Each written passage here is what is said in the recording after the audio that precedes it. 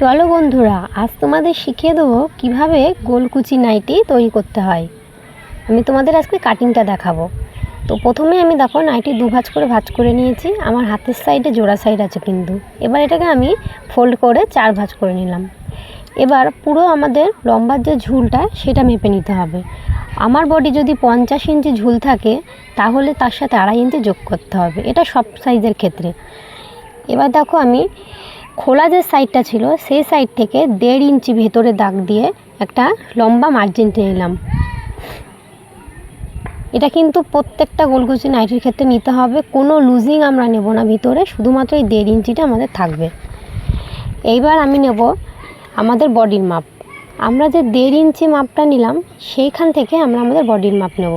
আমাদের বডি যা থাকবে, আমি এখানে 38 সাইজের বডি করছি, তাহলে আমি এখানে 4 দিয়ে ভাগ করে নেব। ভাগ করে যেই মাপটা এসে দাঁড়ায় আমি সেখানে পয়েন্ট করে নিলাম। এখানে আমি 9.5 ইঞ্চিতে দাগ কেটে দিলাম।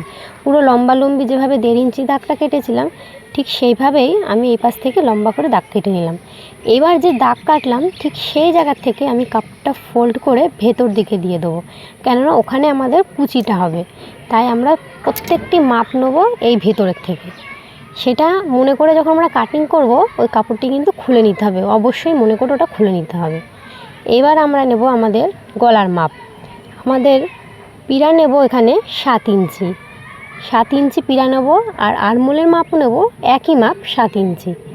আমি এখানে দেখো পয়েন্ট করে পিরার মাপ আর আরমোলের মাপ দাগ কেটে নিলাম।